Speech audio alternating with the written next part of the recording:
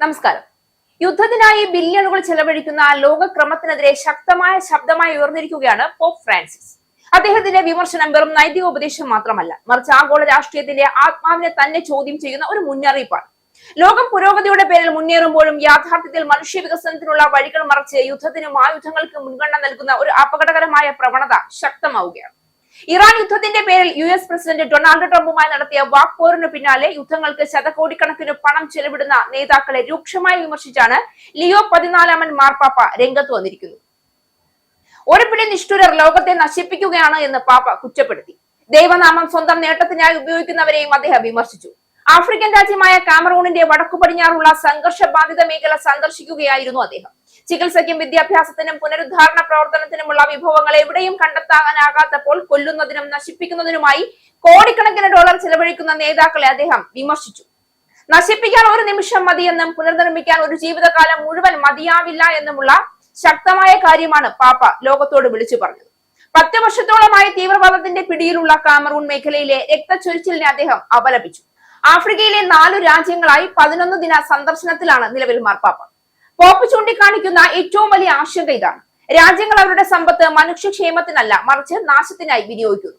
വിദ്യാഭ്യാസം, ആരോഗ്യ സംരക്ഷണം, ദാരിദ്ര്യ നിവാരണം എന്നിവയ്ക്ക് ചെലവഴിക്കേണ്ട ബില്യണുകൾ ആയുധ നിർമ്മാണത്തിനും സൈനിക വ്യാപനത്തിനും മാറ്റിവെക്കപ്പെടുന്നു. ഇതോടെ ലോകം സുരക്ഷിതമാകുന്നില്ല, മറിച്ച് കൂടുതൽ അസ്വസ്ഥതയിലേക്കും അനിശ്ചിതത്വത്തിലേക്കും നീങ്ങുകയാണ്.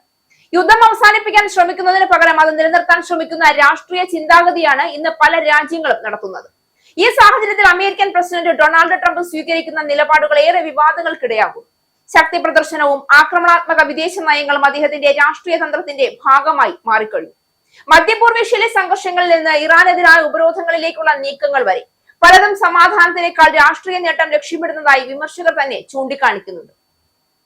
ട്രംപ് പലപ്പോഴും വലിയ അവകാശവാദങ്ങൾ ഉന്നയിക്കുന്ന നേതാവായി അറിയപ്പെടുന്നു. ഇറാനുമായി ബന്ധപ്പെട്ട ആണവ ചർച്ചകളിൽ കരാർ അടുത്തെത്തി എന്ന തരത്തിലുള്ള പ്രസ്താവനകൾ ആവർത്തിക്കപ്പെടുമ്പോഴും അവയുടെ യാഥാർത്ഥ്യം പലപ്പോഴും ചോദ്യം ചെയ്യപ്പെടുന്നു.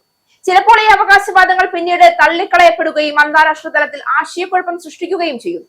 ഇതിലൂടെ ഒരു പ്രധാന ചോദ്യം ഉയരുന്നു: ഈ പ്രസ്താവനകൾ യഥാർത്ഥ നയതന്ത്ര പുരോഗതിയാണോ, അതോ ആഭ്യന്തര രാഷ്ട്രീയ നേട്ടത്തിനായി സൃഷ്ടിക്കപ്പെടുന്ന ഒരു നാടകം? യുദ്ധവും സമാധാനവും തമ്മിലുള്ള ഈ സംഘർഷത്തിൽ മതവും പലപ്പോഴും ഒരു ഉപകരണമാകുന്നുവെന്ന് പോപ്പ് പ്രത്യേകം ചൂണ്ടിക്കാണിക്കുന്നു. ദൈവത്തിന്റെ പേരിൽ യുദ്ധം ന്യായീകരിക്കുന്ന പ്രവണതയെ അദ്ദേഹം ശക്തമായി വിമർശിക്കുന്നു. മതം മനുഷ്യരെ ഒന്നിപ്പിക്കേണ്ടതാണെങ്കിലും ചില രാഷ്ട്രീയ നേതാക്കൾ അത് വിഭജിക്കാനും അധികാരമുറപ്പിക്കാനുമുള്ള ആയുധമാക്കുന്നു. ഈ പ്രവണതയാണ് ലോകത്തെ കൂടുതൽ അപകടകരമായ ദിശയിലേക്ക് നയിക്കുന്നതെന്ന് പോപ്പ് മുന്നറിയിപ്പ് നൽകുന്നു. ഇതോടൊപ്പം യുദ്ധം ഒരു സാമ്പത്തിക വ്യവസ്ഥയായി മാറിക്കൊണ്ടിരിക്കുകയാണ്. ആയുധ വ്യവസായങ്ങൾക്കും സൈനിക കരാറുകൾക്കും പിന്നിൽ വലിയ സാമ്പത്തിക താല്പര്യങ്ങൾ പ്രവർത്തിക്കുന്നുണ്ട്. അതിനാൽ തന്നെ യുദ്ധം അവസാനിപ്പിക്കുന്നതിൽ ചിലർക്ക് താല്പര്യമില്ല എന്ന വാദവും ശക്തമാണ്. ഈ പശ്ചാത്തലത്തിൽ ട്രംപിനെ പോലുള്ള നേതാക്കളുടെ ആക്രമണാത്മക നിലപാടുകൾ ഈ വ്യവസ്ഥയെ കൂടുതൽ ശക്തിപ്പെടുത്തുന്നു എന്ന വിമർശനവും ഉയരുന്നുണ്ട്. പോപ്പിന്റെയും ട്രംപിന്റെയും നിലപാടുകൾ തമ്മിലുള്ള ഈ വ്യത്യാസം ഒരു വലിയ ആശയപരമായ സംഘർഷത്തെ പ്രതിനിധീകരിക്കുകയാണ്.